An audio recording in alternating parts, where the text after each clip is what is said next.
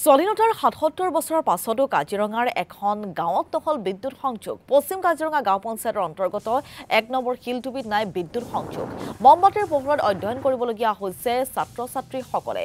সমষ্টিটোৰ বিধায়ক অতুল বৰাক বাৰম্বাৰ আবেদন নিবেদন কৰিও বিফল হৈছে ৰাইজ। বিধায়কগৰাকীক এবাৰ গাঁওখন পৰিদৰ্শনৰো আহ্বান ৰাইজৰ।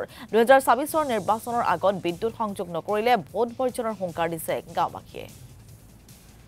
আৰু সবিশেষ জনাব আমাৰ সাংবাদিক মনোজ প্ৰতিম শইকীয়াই। হয়, স্বাধীনতাৰ ৭৭টা বছৰ পাছতো পৰাধীন কাজিৰঙাৰ এখন গাঁৱৰ ৰাইজ। ৭৭টা বছৰ অতিক্ৰম কৰাৰ পাছতো কাজিৰঙাৰ ১ নং চিলডুবিত বৰ্তমানলৈকে নহল বিদ্যুৎ সংযোগ। আৰু এই মুহূৰ্তত আমি গাঁওখনত উপস্থিত আছোঁ। গাঁওখনৰ পৰিৱেশ এইখিনি মুহূৰ্তত দেখুৱাবলৈ ভিডিঅ' জাৰ্নেলিষ্ট স্বৰাজ হাজৰিকাক মই অনুৰোধ জনাইছোঁ। আচলতে এইখিনি মুহূৰ্তত যদি চোৱা যায় আমি এটা কথা উল্লেখ কৰিব পাৰিম যে স্বাধীনতাৰ ৭৭টা বছৰৰ পাছতো এই গাঁৱৰ ৰাইজৰ মাজলৈ নাহিল বিদ্যুৎ। আৰু এই মুহূৰ্তত যদি চোৱা যায় যথেষ্ট অসুবিধাৰ মাজেৰে দিন পাৰ কৰিবলগীয়া হৈছে।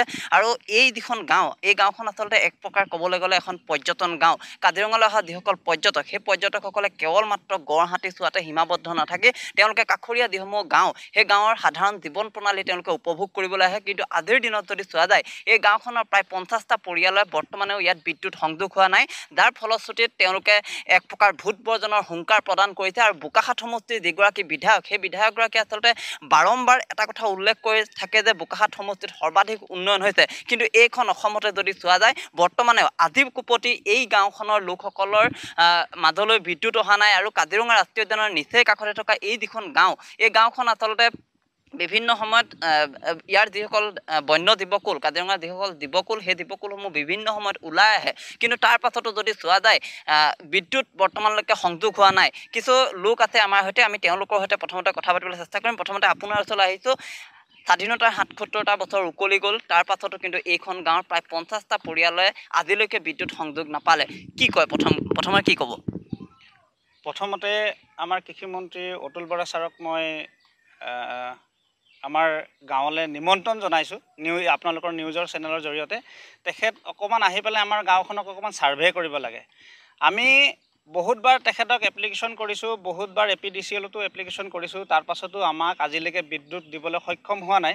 তেখেতক আমি যিমানবাৰে লগ ধৰিবলৈ যাওঁ তেখেতে আমাক এটাই মানে প্ৰতিশ্ৰুতি দি পেলাই পঠায় যে তোমালোকৰ এই বস্তুটো ধৰি থোৱাহে আছে। কিন্তু ছাৰ, যদি ধৰিয়ে থোৱা আছে বস্তুটো অকণ এৰি দিব লাগে। আমি বহুত বিপদত আছোঁ। আমাৰ এই গাঁওখন মানে ফ্লাড এটেক এৰিয়া, বানপানী হয়, আমি বহুত কষ্টত থাকোঁ। আজিৰ তাৰিখতো মানে কাৰেণ্টটো নহ'ল। আৰু আজিলৈকে কাৰেণ্ট নথকা সম্ভৱ গাঁও আমাৰ এইখনে আছে ১ নং চিলডুবি। আমি বহুত দুখ প্ৰকাশ কৰোঁ, যিহেতুকে তেখেত আমাৰ গৃহ সমষ্টিৰ এজন মন্ত্ৰী। গৃহ সমষ্টিৰ মন্ত্ৰী থকা অৱস্থাতো যদি গাঁওখনৰ এনেকুৱা জৰাজীৰ্ণ অৱস্থা হয়, আমি এখন ৰাস্তাৰ কাৰণে তেখেতক মানে হাবাতৰি খাবলগীয়া হৈছিলে কিছুদিন আগতে। সেইটো বৰ্তমানলৈকে যেনিবা হৈছেগৈ বহুত কষ্টৰ ফলত। আৰু এতিয়া আমি কাৰেণ্টৰ সমস্যাত ভুগিবলগীয়া হৈছে। কাৰেণ্টটো আমাৰ নাই। ছাৰক আমি আহ্বান জনাম আমাৰ গাঁৱৰ এই ৰাইজক এই কাৰেণ্টৰ সুবিধাটো কৰি দিব লাগে। আৰু বহু পৰ্যটক এই গাঁৱলৈ আহে, কেৱল মাত্ৰ গড় হাতী চোৱাতে সীমাবদ্ধ নাথাকে, তেওঁলোকে গাঁওসমূহ উপভোগ কৰিব পাৰে। যথেষ্ট লজ্জিত অনুভৱ কৰিবলগীয়া হয় আপোনালোকে। হয়, সেইটোতো আৰু মানে একচুৱেলি মানে আঙুলিয়াই দিয়া কথা নহয়। কাজিৰঙা অকল ১ নং চিলডুবি বুলিকে নহয়, কাজিৰঙাটো গোটেইটো পৰ্যটক এৰিয়া হয়।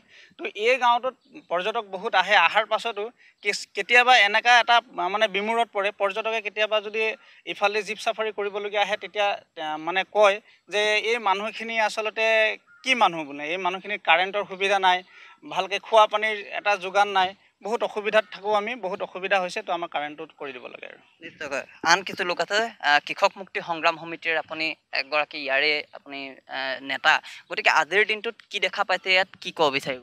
চাওক, আজি বিজেপি চৰকাৰ যেতিয়া অসমত হৈছে বা ভাৰতবৰ্ষত হৈছিল, তেতিয়া বিজেপিৰ শ্লোগান আছিলে যে স্মাৰ্ট চিটি আৰু স্মাৰ্ট ভিলেজ। কিন্তু তাৰ পৰিৱৰ্তে আমাৰ গাঁওসমূহত এতিয়ালৈকে বৰ্তমান আজি তাৰিখলৈকে যে মানুহৰ ঘৰত আজিকালি বিজুলী বাতিৰ ব্যৱস্থা নাই।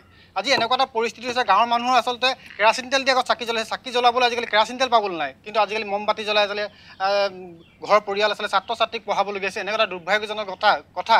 আচলতে বোকাখাট বিধানসভাৰ আমাৰ অতুল বৰাদেৱ, বিধানসভা সমষ্টিৰ বিধায়ক অতুল বৰাদেৱক আচলতে আমি বাৰম্বাৰ আচলতে আবেদন নিবেদন জনোৱা হৈছে।